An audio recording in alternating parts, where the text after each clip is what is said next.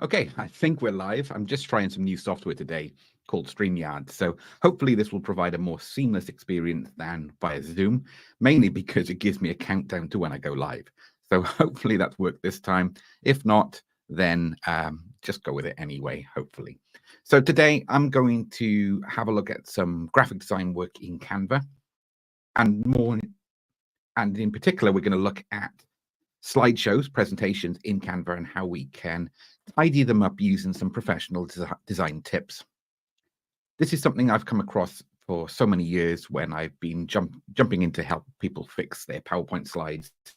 And I thought it would be good to share some tips and ideas of how we can take a lot of information that's put on a slide and really condense it, trim it down to keynotes or key information. One of the main things, having worked with professional teachers, is that they sometimes need to put a lot of information on their lesson slides for their lesson plan to have all of the facts and information in there just because of the sheer volume that they are essentially presenting. So therefore, this can be adjusted to see fit, but there's going to be some critical design mistakes made in this particular slide that I've just thrown together in about 2 or 3 minutes. It was actually quite painful doing this because it breaks a lot of the rules that I'm going to be explaining in just a moment. So that's what we're planning to do. We're going to take this slide, we're going to streamline it, probably run it over 2 or 3 different slides and show how we can get more out of the information we've got so we can get a better synergy between presenting and delivering the information and the supporting notes that's on the screen, usually behind us. Let's have a crack. Let's have a look.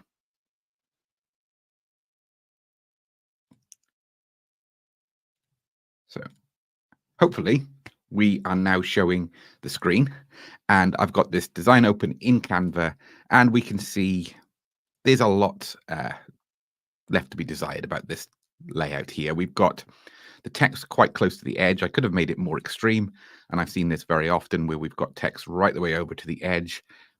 And there's a few things that are of note here to start with. First of all, the sheer volume of text on this slide. It's just too much to digest. There's no weighting. Okay, there's a numbered list, which will help a little bit. So it's not dreadful in that respect. But there's very little weighting applied to various areas of the text. We can see here that this doesn't really stand out. So some simple fixes that we could put in would be to change the color of the first part of them, but that's nowhere near enough to make this effective. Because of the font that I've selected, it doesn't allow me to add bold. We've uploaded our own fonts in here. So I'm going to change it to Roboto for this tutorial. And let's have a look at some simple fixes. So we can see straight away this is written by ChatGPT. We've got the telltale giveaway here of having each of the numbered points with a heading with a colon at the end and then leading directly into a short paragraph beyond it. We could go for the easy options and make each one of these bold, and that will give us a little bit more separation between each title and the text below. Again, nowhere near enough. So let's add a new slide, and we're going to keep the same rules. We've got the same background color that we've got to apply to our design. So how do we take this format and make it better? Well, first up, we need to make sure that we have our equal spacing around. We've got ample white space in our design, and this still isn't enough. But by just having that centrally aligned, and the great thing with Canva is it'll give you the crosshairs there. So there's automatic guides, smart guides on the screen that will allow us to adjust our designs. Another trick sometimes we'll do is if we've got less content, we don't bring the text away, all the way across the screen. That means that you're not having to move your eyes so far from left to right to read the content and back again. We're trying to make sure that our viewers are not having to work for it. We are working to the laziest viewer possible. And that's not saying that the viewer themselves are lazy. It's just that's how we should be designing and creating a better user experience with our work. So before we do that, though, I'm going to take this one as just a very quick fix where we've adjusted the margins, and let's duplicate that page. So we've got the original with a couple of tweaks to fall back on. Right, now let's look at how we can trim this down. So I could bung this back into ChatGPT, and I could ask it to trim it down to less content. And I think that's what we'll do. So I'll go here. Oh, I don't need a new chat. Right.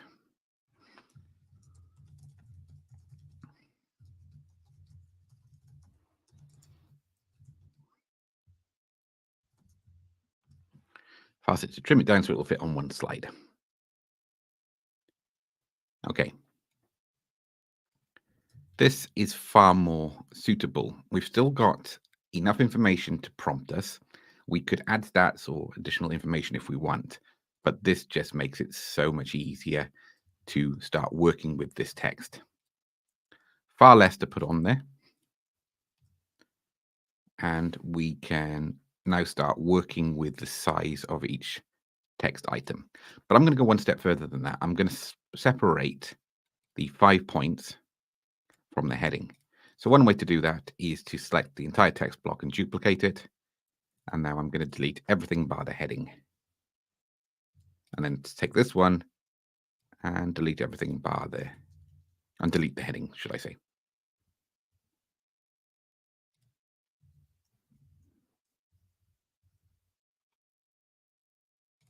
When I backspaced it, there we go. We lost a number, so I just put that back in. Okay, so that's looking a bit better. Let's make these bigger so that they're easier to read. Still not looking very nice, is it? So there's definitely more that we can do to make this more appealing. If you noticed, if I put extra spaces in, it will remove the numbers. So one quick way of doing this, but there is a trade-off, is to go to spacing, and we can bump up the line spacing. But we get extra spacing between each of the points on each line, and that isn't ideal either. So we're going to undo that. Command Z. Let's add some bold text. Command B. Do each of these subheadings here to make them stand out.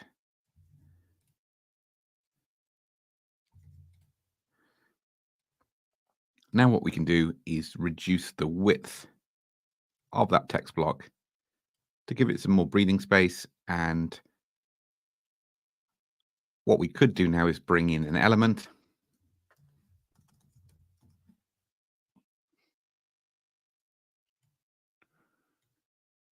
And we could bring it in from the right here, just off screen. And again, another quick way of fixing our design. The white could also work as long as the text is large enough so that we've got it clear enough on the background. This isn't the ideal separation. We'd ideally want a little bit more contrast, but I did say I was going to try and do it on the same background color. So that looks a little bit washed out there now for me.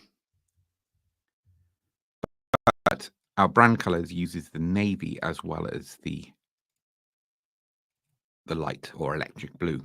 So I'm switching it to navy to bring it closer to our brand colors. And I think what we're going to do is get rid of the numbers, because there's a way that we can add that in to make it look nicer. So this is where I'm going to press enter to add a paragraph spacing between each of these bullet points.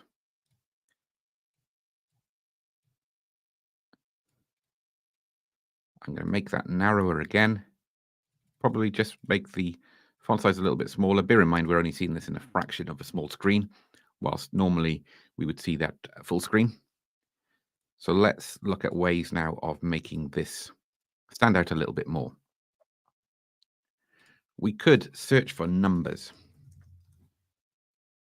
And we can see here now that we've got graphics with preset numbers in here that we could use for our design. Once we found a theme, we can pick each number from that theme. So I'm going to look for something that fits with that design, if I can, and probably something with a solid background color as well to go with it.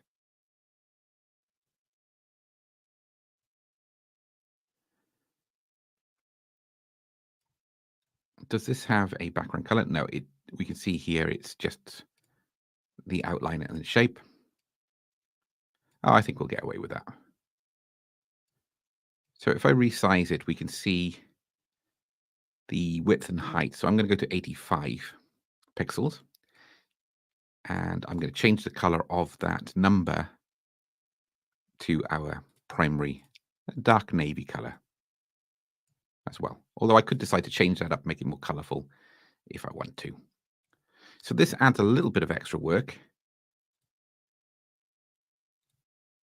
We're looking at 5 here.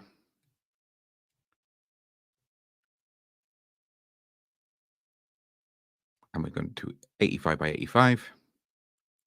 And we're aligning it then using the smart guides to the first one. And let's go for the second.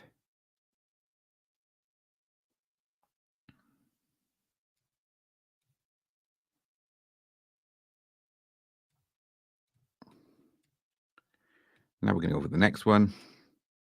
That's another easy way of doing it as well, is we just bring it over top of the one, and it kind of finds it as well. But there we go. Once we've created this once, we could save this as a style throughout.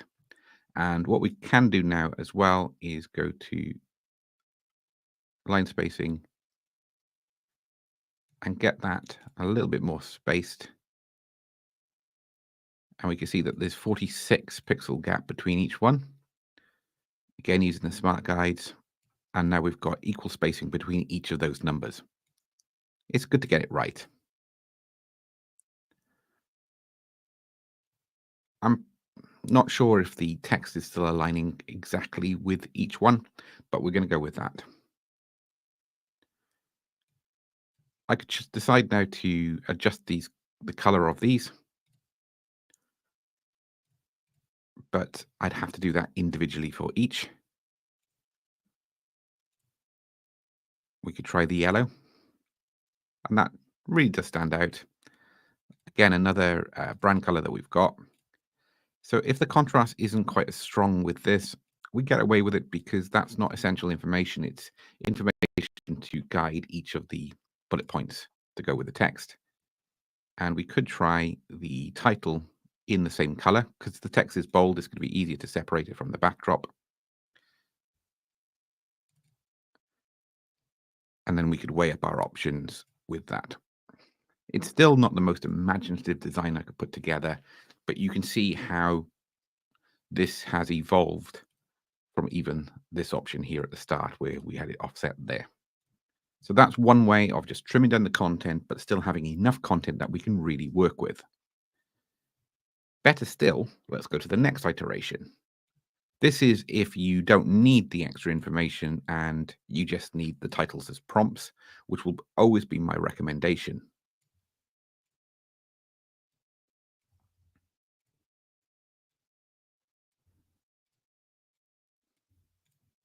Okay, so this time we're going to increase the line spacing, but before I do that, I want to really bump up the size of each heading. And we'll go with that. Probably don't need them in bold now because we've trimmed it back. And now we're going to increase the line height to go alongside each number.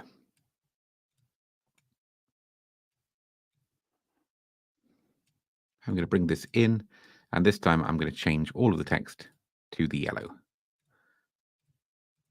or potentially white. We're going with larger text so we can get away with it.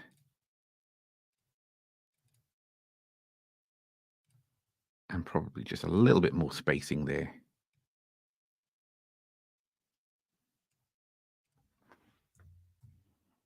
If you want to go in a little bit more refined, so you've got tighter control over the spacing, you can put 1.8, 1 or 2 instead of going straight from 1.8 to 1.9.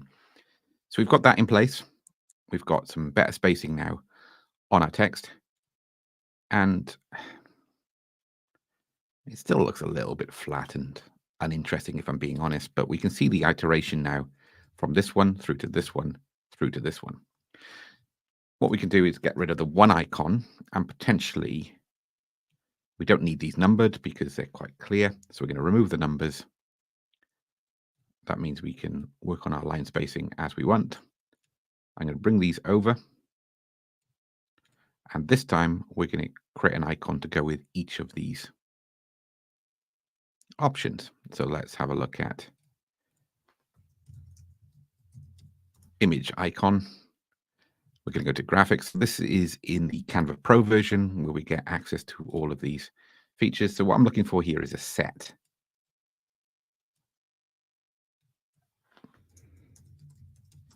Icons that look close enough.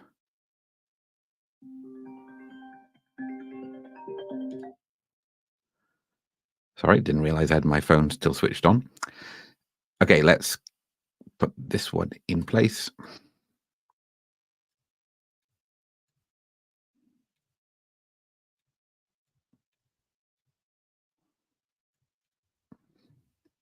And now let's add. Not sure if it'll have a Siri icon, but we'll have a look.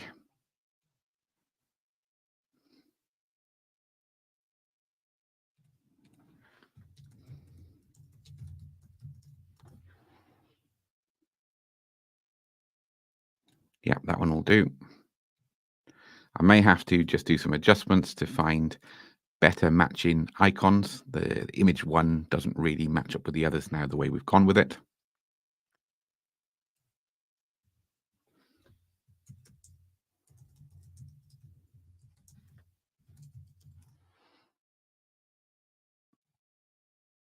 Augmented reality. That's going to be a tougher one, so I think we're going to go for the AR. And that still ties in with the overall look and feel of the other icons.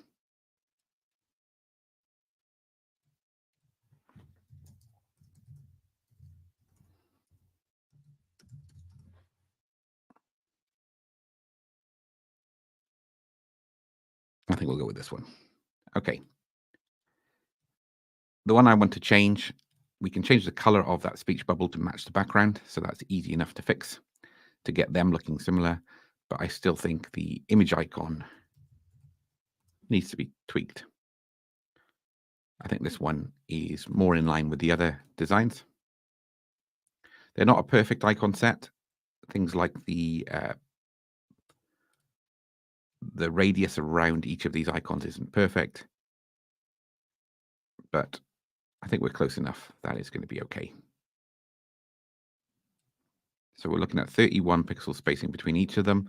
The thing we've got to work with here is that each icon will be a different height.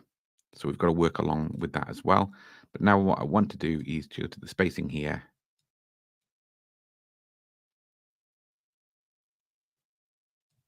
Something like 1.86 and see how that looks. So it may be a case of having to adjust some of the spacing between each of these icons to better fit. So with a little bit of tweaking on that, we should get it there or thereabouts. Obviously, we've got some issues with the size of the icons here to get them to match. So I'm going to have to do a little bit more jiggery pokery with this to get the icon central to the text.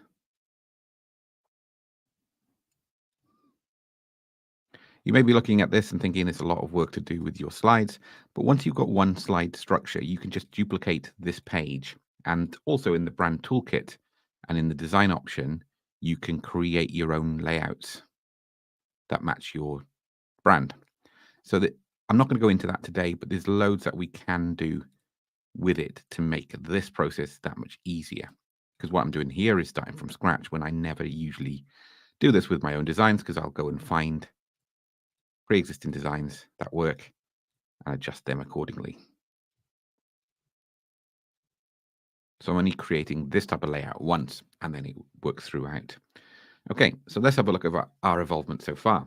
We are taking this slide, bringing it into this one. Okay, marginal improvement. Of course, that yellow wouldn't exist there, so let's just tidy that up.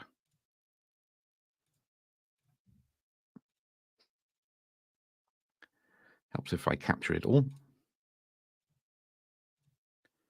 Then we go to the third one, and it's really trimming it down. It's starting to look better, but I think we can better use some of this space around it. I think we can go with more spacing in between these.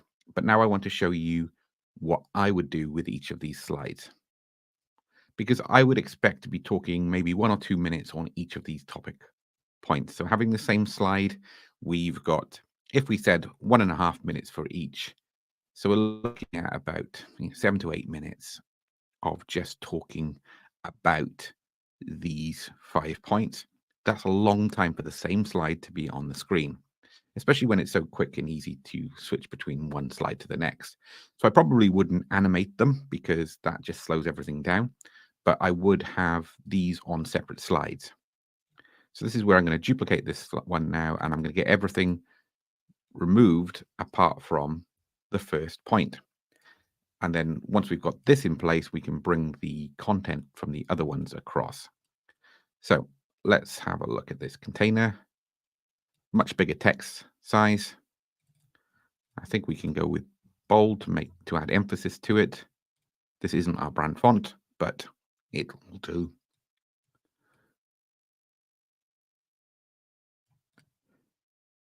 So I think now we can get rid of this heading because we can just talk about that point. And you could use some sort of hybrid where we have, if we wanted the tagline in, this is still, in my opinion, a better way of doing it. So let's add our text block as a subheading, paste that in. I want to start out as I go on, which having it left aligned so it matches the text above. It needs to be in the same font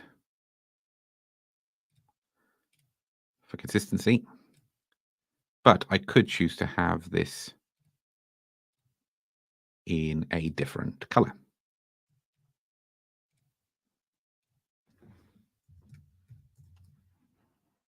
And I just make the font size big enough so it fits underneath. But what we could also do is drop it over multiple lines, meaning that we can definitely bump up the font size so it's easier to read for those in the back of the room. And then we can choose Shift and Enter to create our own line break. Enter will create a paragraph break, Shift and Enter will create a line break. We can also drag the corner of the handle and adjust it that way as well. Okay. Now we can align the text to the center by moving it up and the guidelines will appear. So that's perfectly aligned to the center, and we can make this icon bigger because we have a lot more space to work with.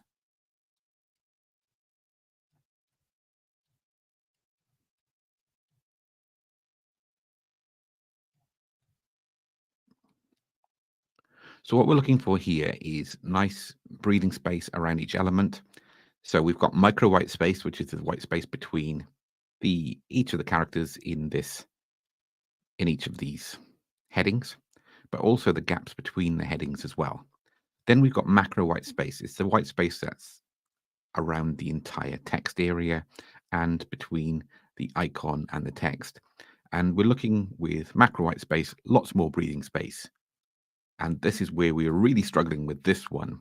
There's not enough breathing space. There's too much information to absorb. It's like you're making your viewers having to read terms and conditions where they're designed to be compact on one document because most people don't want you to read terms and conditions, but it covers them in the case that you do. And the same with this one here. Is still probably too much content, and I would argue that this isn't a very appealing way to get information across quickly, because your mind will drift when you see what's coming up as well. I can't help it that when I'm in a training workshop, I'll be thinking about, ooh, what's AR previews? I'm more interested in that than potentially what the presenter is talking about at that time. And that's the problem when we have multiple headings in place at the same time. Then when we go to the final option for image recognition, we can see here 1 point at a time, and we can really get the message across. Now, if we had a bit more creative license, we're going to do one more option. Of course, with this one, we would create a different slide for each of the heading points.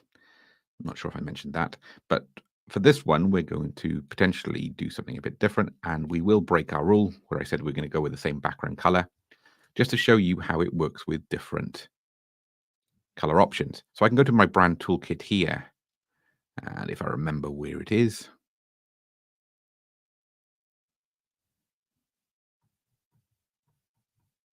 or it might be in design actually. Yeah, design and styles.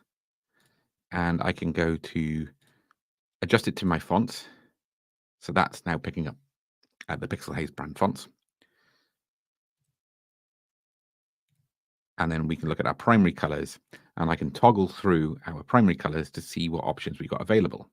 So for example, it looks really nice on the white background. In fact, that blue background is one of the hardest to work on. The navy can work really well, but I wouldn't have two different colors. I think that's just pushing it too far, a bit too crazy. So instead, I could go with white, either one or two colors, maybe one color for the heading if I want to, or I could just keep it really sleek and simplistic, two-tone. Then I can duplicate this and then switch through the options. So that works quite nicely where it's just really simple, similar to this one, but with our brand fonts now and just the single two colors, that starts to work really nicely. I can use yellow, I can use white. I often like the white, the simplicity of the white background. So let's take this one. And this time, let's go and find a photo for our background.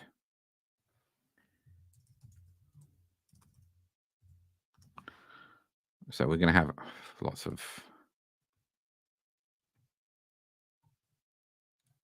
Apple Store.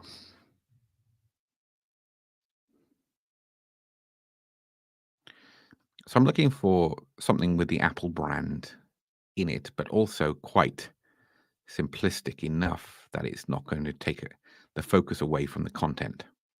So I'm going to put this one in, and I'm going to replace it with the background. Now we've got a bit of work to do here because this isn't going to quite cut it as we want. We've also got the issue where we've got a lot of detail on this.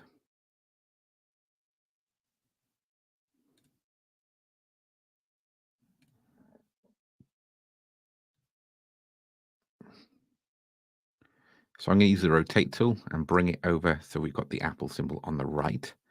Now we can potentially look at reducing the size of this text. We'd want to do it on every slide so that there's consistency. But bear in mind, the slide is going to be much bigger than this. So we can get away with that. And if I put a manual line break in, I need to remove that to get it to fit.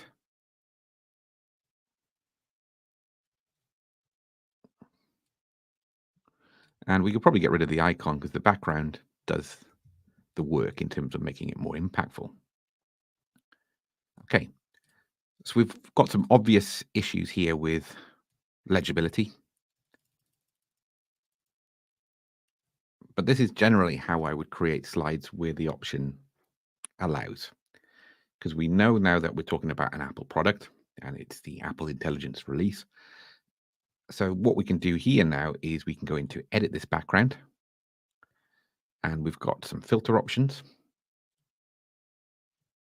that will tweak it a little bit. But also we could go to something like duotone, and I'm going to go to custom, and I'm going to bring the highlights down. So now all of a sudden everything starts to fit. However, what we could look to do is go and grab our brand color.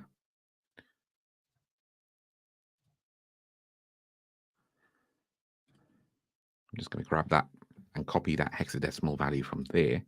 Go back to our new slide, and we get a combination of the Apple brand being prominent, but also our own color palette being there as well.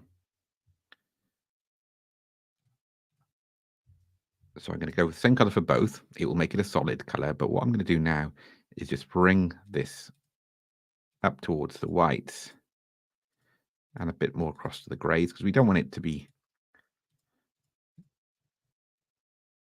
too washed out. But there we go. We've now got a slide that brings in the branding. There's a bit going on there to make it more interesting. The text is nice and large, so it's easily legible.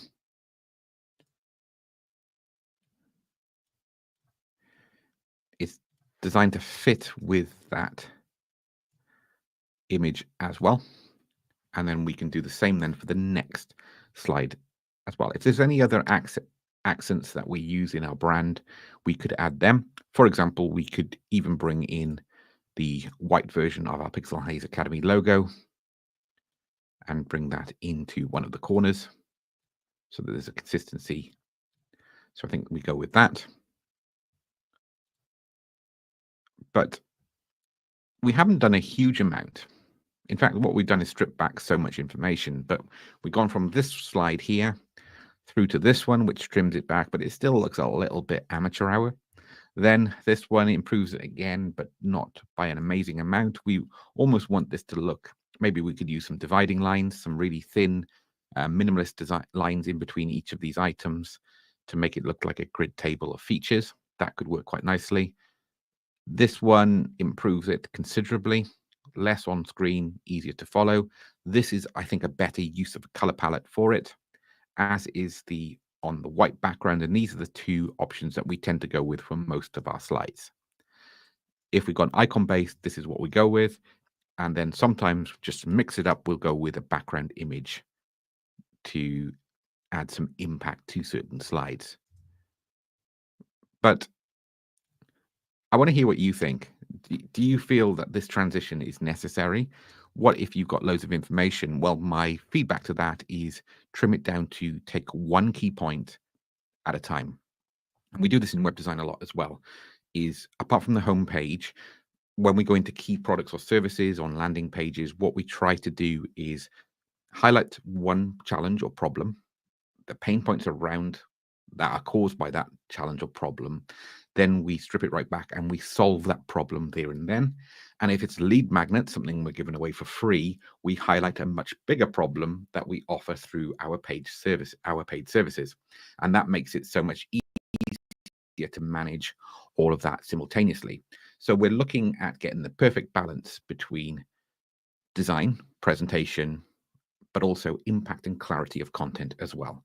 By solving one problem at a time, and I'd strongly recommend you consider this with your presentation slides, you are going to capture the audience much easier than if you are highlighting the next 5 things that's coming up and then go through them one at a time. It is, of course, possible to do it this way, but there is a degree of horses for courses with this. But I'd strongly recommend simplify, streamline, cut back your content. Then you can look at things like white space and how we can balance out our content and manage it on our page. If you want to find out more information about this type of content, I've created a free 1 hour 10, I think 1 hour 15-minute course that's available on pixelhaze.academy. Head over there and it will give you a starting guide into digital marketing from a designer's perspective. I've also just released a new course on web design covering much of the same points. Both are completely free. The idea is, again, it's a lead magnet for me to help you solve some simple problems to make your designs look better and open up the prospect of you joining our online communities over on School with a K, that's SKOOL. And we've got 2 communities there where we can either coach you through it on a weekly basis. We run 4 weekly workshops that are wholly designed to support the issues that you have as and when they crop up. And we've also got a lower cost DIY community that you can jump into and get answers to the questions as and when they crop up, but without needing the access to all of our group support sessions. Hope you found this helpful. Hope you've enjoyed. And I will be back. I hope this has worked as well, but I'll be back very soon with another live stream. Cheers.